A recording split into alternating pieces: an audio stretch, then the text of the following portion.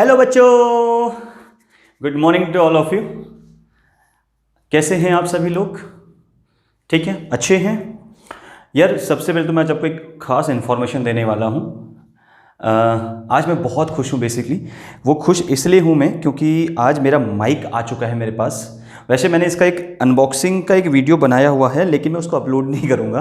वो इसलिए नहीं करूँगा क्योंकि ये जो मेरा चैनल है ये ट्यूटोरियल से रिलेटेड है, यानी कि यहाँ पर मैं एजुकेशन से रिलेटेड वीडियोस अपलोड करता हूँ। तो मैं ऐसी कोई ब्लॉगिंग वाली वीडियोस नहीं डाल सकता, तो ब्लॉग का ये नहीं है चैनल, ठीक है। तो इसलिए मैं इसका कोई वीडियो अपलोड नहीं करने वाला हूँ, बट मैं आपको यहीं पर थोड़ा सा जानकारी दे देता हूँ। ये जो ये जो अपने पास माइक है, ये माइक है बोया का, ठीक है। बोया M1 कुछ करके आता है ये mic.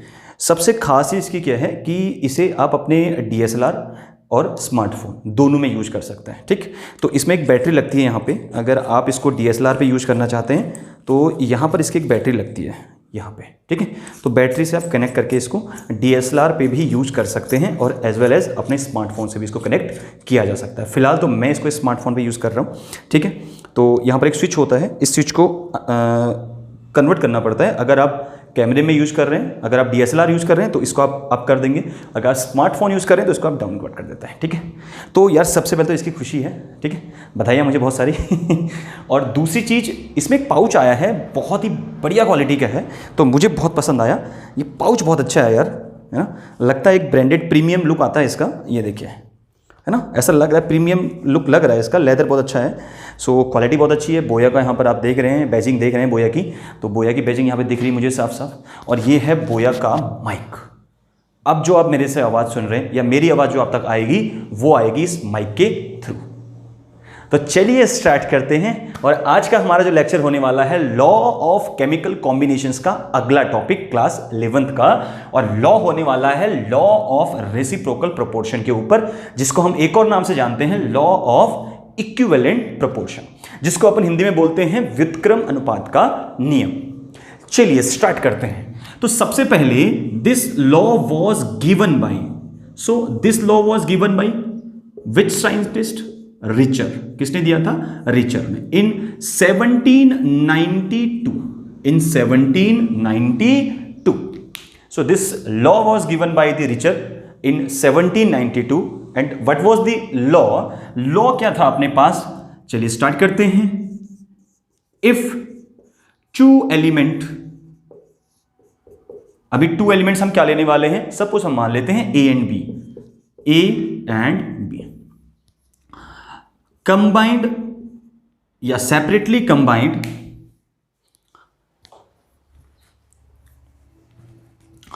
If two elements A and B separately combined with a fixed mass of third element, ठीक है, with a fixed mass of third element C, with a fixed mass of third element C, either same or simple multiple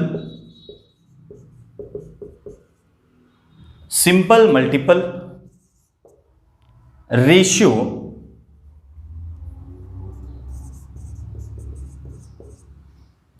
ठीक है, same और simple multiple ratio of the masses in which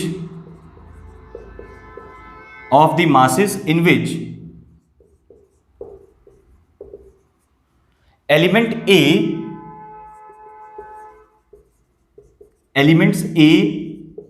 and B directly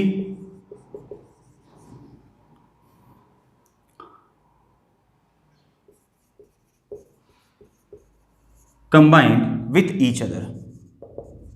सो ये हम बोल सकते हैं इसको, ठीक है।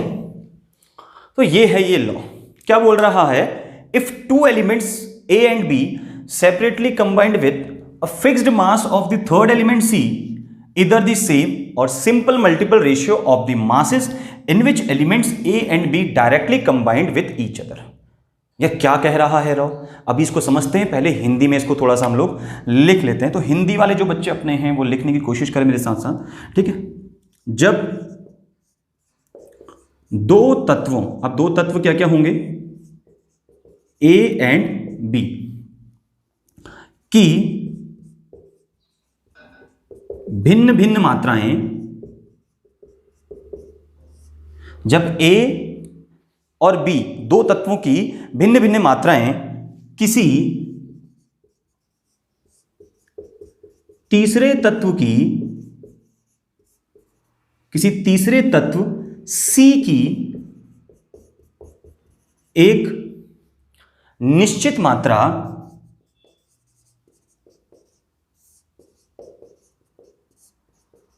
से संयोग करती है, तो क्या लिखा बच्चों हमने? जब दो तत्व A व B की भिन्न भिन्न मात्राएं किसी तीसरे तत्व की एक निश्चित मात्रा से संयोग करती है, तो वह अपनी या वह आपस में उसी अनुपात में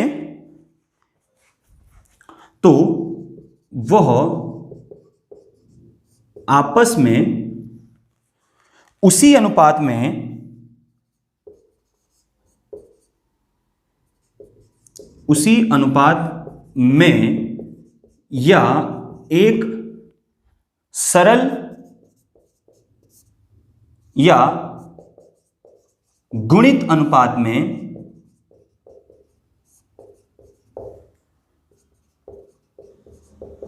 संयोग करती हैं।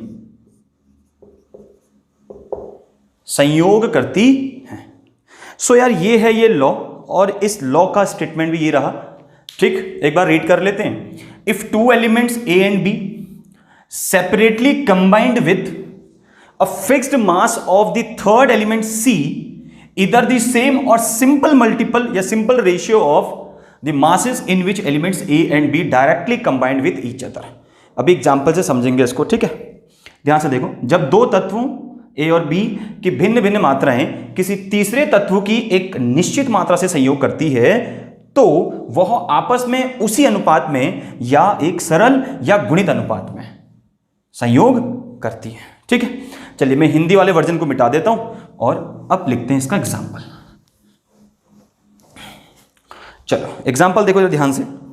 सपोज करो अपने पास एक एलिमेंट है A और एक एलिमेंट है B। ये दो A और B किसी C के फिक्स्ड मास से रिएक्शन करते हैं। सपोज A एंड B, और ये C के फिक्स्ड मास से क्या करते हैं, रिएक्शन करते हैं। C का हमने मास क्या ले लिया, फिक्स्ड ले लिया, इसका मास फिक्स कर दिया हमने। तो जब ये दोनों आपस में रिएक्शन करेंगे तो बनाएंगे A और C, AC, और ये बनाएंगे BC, और उसके बाद ये दोनों आपस में रिएक्शन करेंगे तो बनाएंगे AB।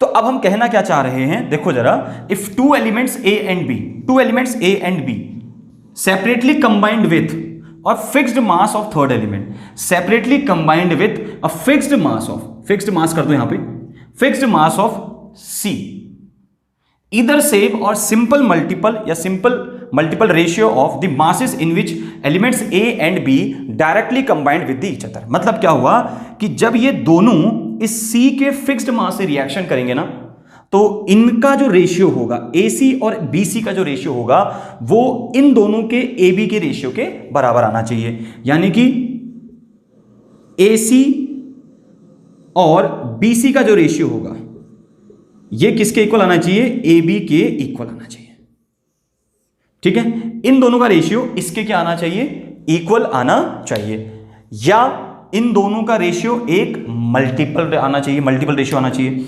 या तो इनका रेशियो क्या आना चाहिए, इक्वल आना चाहिए, बराबर होना चाहिए, या फिर एक मल्टीपल रेशियो आना चाहिए, या रेशियो इक्वल आए या फिर मल्टीपल रेशियो आए, ठीक है। चलिए एग्जांपल से समझें। क्या बोला हमने, जब दो एलिमेंट्स के डिफरेंट मासेस, इसका मास अलग होगा, इसका मास अलग होगा, तो जब दोनों के डिफरेंट मासेस किसी फिक्स्ड मास के सी एलिमेंट से रिएक्शन करेंगे तो क्या होगा, उन दोनों का रेशियो, किन दोनों का, इन दोनों का रेशियो इन दोनों के प्रोडक्ट के रेशियो के इक्वल होना चाहिए। इन दोनों का जब ये ए सी से रिएक्शन करेगा, बी सी से रिएक्शन करेगा, तो इन दोनों के जो सेपरेटली प्रोडक्ट आएंगे, इनके प्रोडक्ट का रेशियो इनके आपस के प्रोडक्ट के रेशियो के बराबर आना चाहिए। ठीक है, ए सी और बी सी का जो रेशियो है वो ए बी के बराबर आना चाहिए। चलिए देखते हैं एग्जाम्पल, लेट्स सी एग्जाम्पल देखते हैं। देखो एग्जाम्पल देखो, सपोज अपने पास एक है हाइड्रोजन और यहां हम ले लें कार्बन और यहां हम ले लें ऑक्सीजन। सो ये है तीन अपने पास एलिमेंट।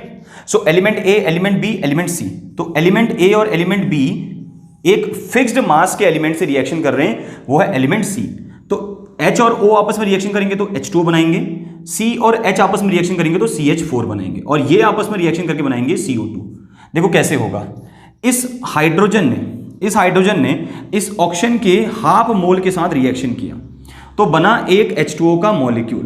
किसका मॉलिक्यूल बना, H2O का मॉलिक्यूल बना। अभी दूसरा देखो CH4 कैसे बना, कार्बन ने रिएक्शन किया H2O के 2 मोल से, ठीक है, ठीक, हाइड्रोजन के 2 मोल, सॉरी कार्बन जो बोल रहा हूं, कार्बन ने रिएक्शन किया हाइड्रोजन के 2 मोल से, तो प्रोडक्ट बन गया मीथेन CH4 बन गया।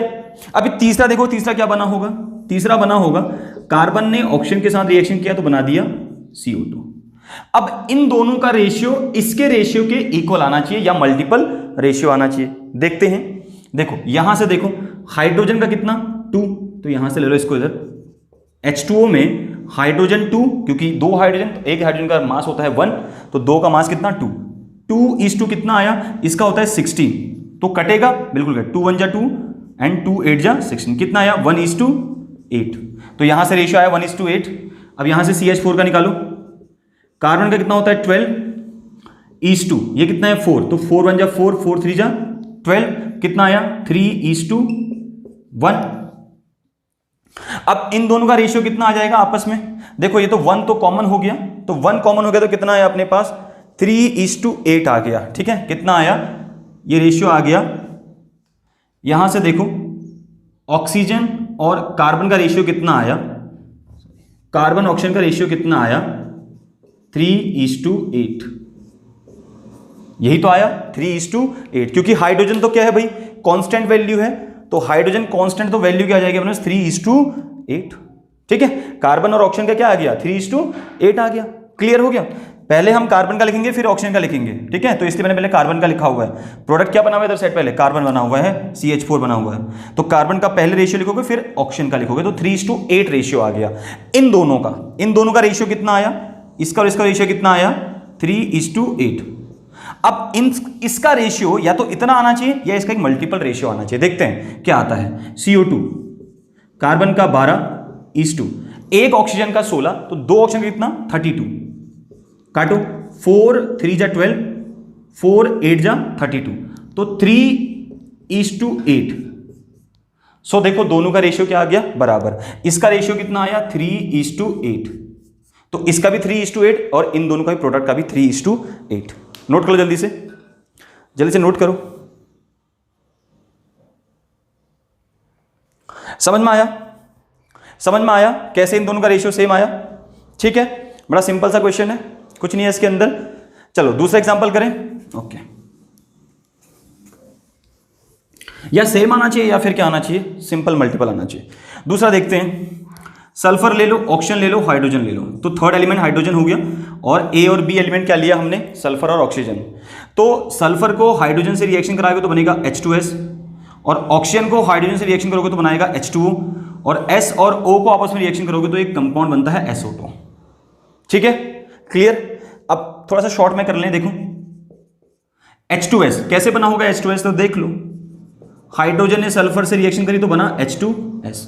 अब इसमें प्रोडक्ट का निकालो रेशियो 2:32, या 2:32 क्यों आया पता है, क्योंकि यहां पर सल्फर का होता है 32 मास और हाइड्रोजन का कितना होगा 2, तो 2 1 जा 2 एंड 2 16 जा 32, तो 1:16 आ गया यहां से रेशियो। इसका कितना आया 1:16। अब यहां निकालो H2O में, सो H2O में कितना हो जाएगा, H2O कैसे बना अपने पास, H2 + ½ O2 it gives H2O। क्या आएगा H2O देखो 2:16। सो ये कटेगा 2 1 जा 2, 2 8 जा 16। सो कितना आया 1:16। तो ये आ गया 1:16। ठीक है। अब देखो ये 1 तो हाइड्रोजन तो कांस्टेंट है, हाइड्रोजन को कुछ नहीं छेड़ना है अपने। अब किसको लेना है? इन दोनों के मास को लेना है, इन दोनों के रेशियो को लेना है। तो सल्फर रेशियो और ऑक्सीजन का कितना आ जाएगा? सल्फर और ऑक्सीजन का रेशियो कितना आएगा? सल्फर का है 16 और इसका भी है 16। ठीक है, दोनों का 16 आ रहा है। ठीक है, सॉरी 16:8 आ रहा है। ये 16 यहाँ पर 8 काट दिया था ना यहाँ पर हमने, तो ये 8 आता, सॉरी काटा था हमने। तो ये आ जाएगा अपने पास 16:8। तो कटेगा तो कितना आ गया? कटेगा तो कितना आ गया भाई? ये आ गया 2:1। कितना आया? 2:1। 2:1 आ गया। अब हमने किसका निकालना है? इस SO2 का निकालना है। तो इन दोनों का रेशियो तो आ गया कितना? 2:1, या 2 मान लो या 2:1 मान लो। ठीक है, अब हमने निकालना है SO2 का। सो SO2 का कितना हो जाएगा अपने पास? देखो सल्फर ने ऑक्सीजन के साथ रिएक्शन किया तो बनाया SO2। अब रेशियो देखो, इसका हो गया 32:2 कितना? 32। ये भी 32 हो जाएगा, ऑक्सीजन का भी। एक ऑक्सीजन का 16, तो 2 का कितना हो जाएगा? 32। सो कैंसिल आउट हो गया, तो कितना आया? 1:1 या 1 मान लो। तो ये दोनों एक दूसरे के क्या है? सिंपल मल्टीपल है। देखो यहां पर 2 आ रहा है, यहां पर 1 आ रहा है, तो 1 2 3 4 5 6। ठीक, तो यहां पर आ गया अपने पास 1:1। सो ये दोनों एक दूसरे के क्या है? सिंपल मल्टीपल है। तो यानी कि ये भी लॉ किसको फॉलो, ये न्यूमेरिकल भी किसको फॉलो कर रहा है, या ये एग्जांपल किसको फॉलो कर रहा है? Law of reciprocal proportion. ठीक है, चलो एक और करें, एक और कर लेते हैं, फिर एक न्यूमेरिकल करेंगे, फिर इसको हम लोग खत्म करेंगे। ठीक है, तीसरा एग्जांपल एक और ले लेते हैं हम लोग। इधर ले लेते हैं कार्बन और इधर लेते हैं सल्फर और यहां लेते हैं हाइड्रोजन। तो देखो जरा क्या निकल के आता है। इन दोनों को रिएक्शन करोगे, ये अपने पास A, ये अपने पास B, ये अपने पास C वाला एलिमेंट, थर्ड एलिमेंट हो जाएगा। तो यहां से बनेगा CH4 और यहां से बनेगा H2S और यहां से बन जाएगा CS2। ठीक है, तो CH4 में देखो C और 2H2, तो डायरेक्ट निकाल देता हूं CH4 का। तो CH4 में देखो यहां से इसका निकलेगा 12 और इसका आ जाएगा 4। तो इसका रेशियो कितना आया? 12:4। सो 4 1 जा 4, 4 3 जा 12, तो 3:1 आया। यहां से रेशियो कितना आया? 3:1 आया। अब तो आप सीख गए हो ना, H2S में निकालो फटक से जल्दी से। सो 2:32, 2:32। सो 2 1 जा 2 एंड 2 16 जा 32। सो 1:16 कितना आया? 1:16। सो 1:16। अब निकालो SO2 का। अच्छा इन दोनों का निकालो पहले। देखो यहां से ये तो हाइड्रोजन तो क्या है? फिक्स्ड मास वाला C एलिमेंट था, इसको छोड़ दोगे तो यहां से रेशियो निकालोगे कार्बन सल्फर का। सो कार्बन और सल्फर का रेशियो कितना आएगा? 3:16। कितना आया? 3:16। क्लियर? 3:16। ये तो कांस्टेंट था, इसको छोड़ दीजिए, फिक्स्ड मास था वो तो। अच्छा, अब जो हम CH2 में निकालेंगे वो या तो इसके इक्वल होना चाहिए या इसका सिंपल मल्टीपल होना चाहिए। तो CH2 में जो निकालोगे 12:2, एक सल्फर का 32, 2 सल्फर का 64। क्लियर? काटो, 6 2 से काटो पहले, 32 फिर 2 से काटो 16, 2 3 जा 6, तो 3:16। सो ये कितना आ गया? 3:16। बोलो इन दोनों का रेशियो और इसका रेशियो इक्वल आ रहा है कि नहीं आ रहा है? ये रेशियो क्या आ रहा है? सेम आ रहा है। तो सेम का मतलब ये लॉ ऑफ मल्टीपल प्रोपोर्शन को फॉलो कर रहा है। That's it. तो ये थे 3 एग्जांपल इसके। अब हम लोग इसके एक न्यूमेरिकल को करते हैं और फिर आगे बढ़ते हैं। ठीक, अभी एक न्यूमेरिकल टच करेंगे इसका, बहुत ही खास, बहुत ही अच्छा सा। ठीक है, फिर आगे बढ़ते हैं। देखो न्यूमेरिकल क्या कहता है? Ammonia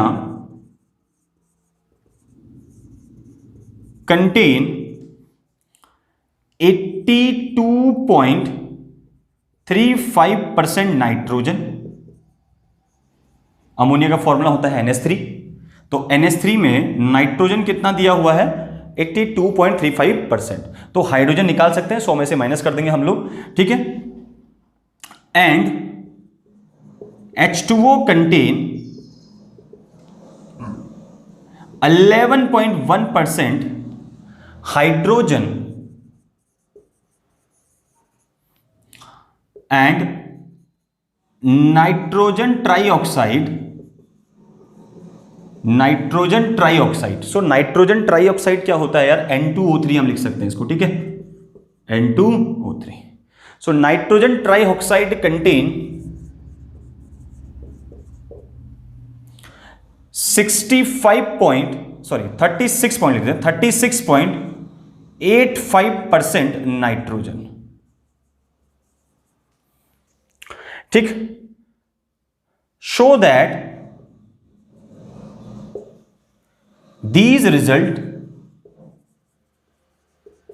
results support the law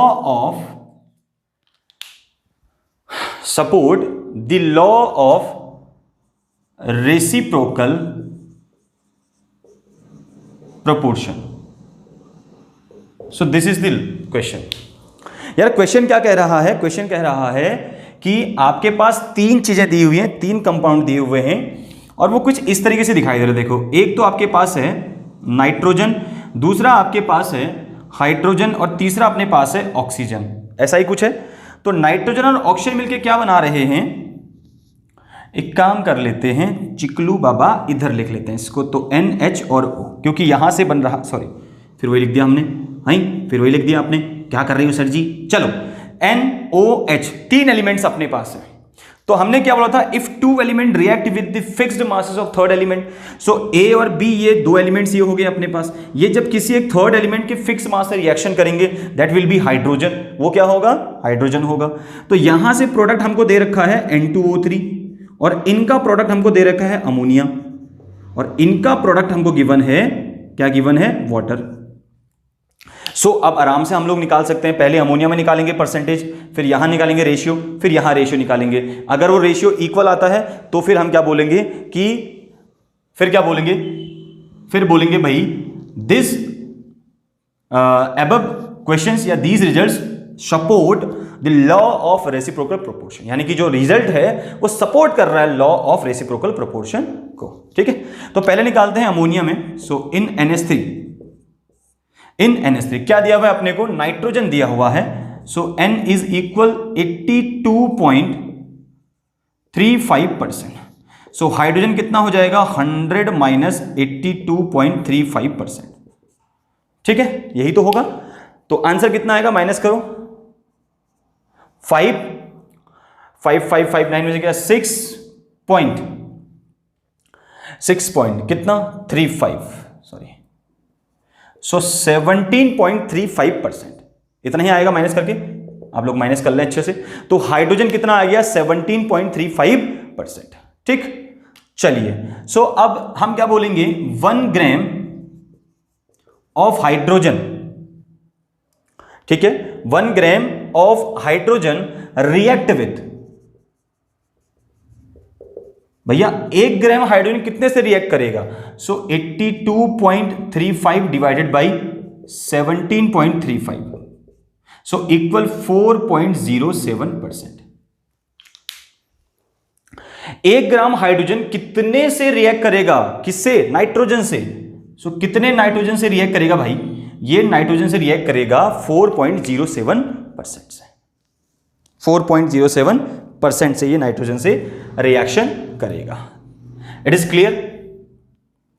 ठीक है, 4.07 काट लो इसको। सो 82.35, 17.35, सो 17 4 जा समथिंग 4 ये 4.67 के समथिंग आएगा, 4.67 के समथिंग, क्योंकि जीरो नहीं आएगी डिजिट, 6 आएगी वहां पे। ठीक है, so 4.67% of nitrogen. So 1 gram of hydrogen react with 4.67% of nitrogen. So ये तो हमने निकाल दिया नाइट्रोजन का। अब ऐसे ही हम लोग क्या निकालेंगे? हाइड्रोजन में निकालेंगे, सॉरी H2O में निकालेंगे। सो इन H2O में क्या कह रहा है? H2O में देखते हैं, हाइड्रोजन हमको दिया हुआ है 11.1%। अब क्या निकालना है? ऑक्सीजन निकालना है। सो ऑक्सीजन कितना हो जाएगा? 100 माइनस 11.1%, सो इक्वल अपने पास आ जाएगा 88 पॉइंट, कितना आया माइनस करके देख लो, 100 माइनस 11.1%, सो ये अपने पास आ जाएगा 88.9%। कितना आया? 88.9%। ठीक है। तो 1 ग्राम, सेम इसमें भी हम लिखेंगे 1 gram of oxygen, sorry 1 gram of hydrogen react with कितना gram of oxygen. So divide कर लो 88.9 डिवाइडेड बाई 11.1, ठीक है। सो इसको काटोगे तो कितना आएगा 88.9 डिवाइडेड बाई 11.1। सो 11 8 जा 0.01 के समथिंग आ जाएगा। इतना मैं अप्रॉक्स लिख देता हूं, ठीक है। सो कितना आया 8.01 इतना ग्राम ऑफ ऑक्सीजन। क्लियर, इतनी बातें क्लियर हो गई, इतनी बातें समझ में आई। सो भाई यहां 1 ग्राम ऑफ हाइड्रोजन कितने से रिएक्ट करेगा 4.67% ऑफ नाइट्रोजन से, यहां पर 1 ग्राम ऑफ हाइड्रोजन रिएक्ट करेगा 8.01 ग्राम ऑफ ऑक्सीजन। ये हम इसलिए निकाल रहे हैं क्योंकि यहां से हमको रेशियो निकालना है, यहां से अपने को क्या निकालना है, रेशियो पुटअप करना है। सो रेशियो कैसे निकालेंगे हम लोग, अब वहां से अपने पास रेशियो आ गया 4.67 और यहां से आ गया 8.01। सो आप रेशियो निकाल सकते हैं, डिवाइड कर लो दोनों को। सो अपने पास नाइट्रोजन इज टू ऑक्सीजन का रेशियो क्या आया, नाइट्रोजन आया 4.67 और इज टू ये कितना आया अपने पास, यह आया 8 ऑक्सीजन का 8.01। सो इसको काटोगे पीटोगे तो यार ये आएगा अपने पास रेशियो जो निकल के आएगा, ये आएगा 1:1.72 या 71 के समथिंग आएगा, 1:1.72, ठीक है। सो ये 2 टाइम कट जाएगा नीचे, ऑलमोस्ट 2 टाइम तो नहीं जाएगा पूरा का पूरा क्योंकि यहां पर वैल्यू ज्यादा है, तो 1.72 के समथिंग और ऊपर आ जाएगा 1। क्लियर। सो 1:1.72 या 71 के समथिंग आएगा। ये तो इन दोनों का रेशियो आ गया, इन दोनों का रेशियो कितना आया 1:1.72। क्लियर। अब यहां इसका रेशियो निकालना है, ठीक है, N2O3 का निकालना है। सो N2O3 में देखो जरा, N2O3 में क्या गिवन है अपने को, N2O3 में दिया हुआ है अपने को, देखो क्या दिया हुआ है, N2O3 में दिया हुआ है nitrogen trioxide contain 36.85% nitrogen, 36.85% nitrogen. तो यहां पर नाइट्रोजन गिवन है अपने को, कितना दिया हुआ है नाइट्रोजन 36.85%। क्या निकालोगे ऑक्सीजन, माइनस कर दोगे 100 में से, सो कितना आ जाएगा, माइनस करो जरा 36, 100 माइनस 36.85, सो लगभग 551, सो 63.15, ठीक, 63.15। अब रेशियो निकाल लो, ठीक है। सो रेशियो क्या आ जाएगा अपने पास N:O, यानी कि नाइट्रोजन रेशियो ऑक्सीजन कितना आया, ये आया 36.85 to 63.15, ठीक है। सो ये भी लगभग इतना ही आएगा अपने पास 1:1.72।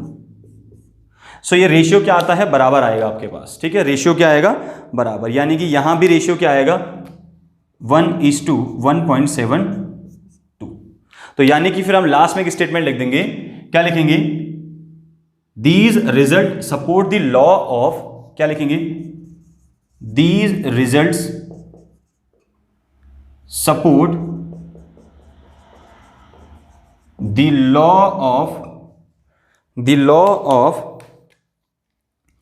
रेसिप्रोकल प्रोपोर्शन, ठीक है। सो ये लॉ ऑफ रेसिप्रोकल प्रोपोर्शन को सपोर्ट करेगा ये लॉ, ये रिजल्ट्स, क्योंकि इनमें जो रेशियोज हैं वो क्या आ रहे थे, इक्वल आ रहे थे, ठीक है। तो आराम से आप ऐसे स्टेप से क्वेश्चन को कर सकते हैं। हमने क्या किया, पहले इन दोनों में जो अमाउंट नहीं दी थी वो कैलकुलेट कर ली, क्योंकि हमको नाइट्रोजन का अमाउंट दिया था, यहाँ हाइड्रोजन का दिया था, बाकी 100 में से माइनस करके, बाकी आप हाइड्रोजन के उधर अमाउंट निकाल दोगे नाइट्रोजन को माइनस करके, और इधर ऑक्सीजन का अमाउंट निकाल देंगे। फिर दोनों को 1-1 ग्राम में हम लोग कंपेयर करेंगे कि 1 ग्राम हाइड्रोजन में कितना रिएक्ट करेगा ऑक्सीजन, 1 ग्राम हाइड्रोजन से कितना ऑक्सीजन रिएक्ट करेगा, फिर वो हम कंपेयर करेंगे। देन उसके बाद हम लोग क्या करते थे, उसके बाद हम लोग करते थे भाई इन दोनों का रेशियो निकाल दिया। सो रेशियो निकालने के बाद हमारे पास आया 1:1.72, 1:1.72। अब हो सकता है 1.71, 1.72 वैल्यू ऐसी आएगी, उसके बाद हमने N2O3 नाइट्रोजन ट्राइऑक्साइड में निकाला, नाइट्रोजन गिवन था उसमें 36.85, ऑक्सीजन को निकाल लिया माइनस करके, फिर इन दोनों का रेशियो निकाला तो सेम रेशियो अपने पास जनरेट हुआ। क्लियर, सेम रेशियो जनरेट हुआ, तो इट मींस कि these result support the law of reciprocal proportion. तो ये था अपने पास third law, fourth law of reciprocal proportion और इक्विवेलेंट प्रोपोर्शन। ठीक है, क्लियर हो गया। तो चलिए मिलते हैं अपनी नेक्स्ट वीडियो के साथ। अपना ख्याल रखें और प्लीज़ चैनल को सपोर्ट करें, शेयर करें, सब्सक्राइब करें और बेल आइकन को ज़रूर प्रेस कर दें ताकि आने वाली वीडियोस आप तक जल्दी पहुंचते रहें। ठीक, आपका प्यार, आपका सपोर्ट हमारा सबसे बड़ा मोटिवेशन होता है और हमारे लिए सबसे बड़ी एक पावर होती है, एक पोटेंशियल हमें जनरेट करवाता है अंदर से, जिससे हम लोग और अच्छे से काम करने के लिए प्रेरित होते हैं। उम्मीद करते हैं आपका प्यार मिलता रहेगा और आपका सपोर्ट भी मिलता रहेगा। मिलते हैं एक नेक्स्ट वीडियो के साथ, तब तक देखते रहिए केमिस्ट्री वाला। जय हिंद।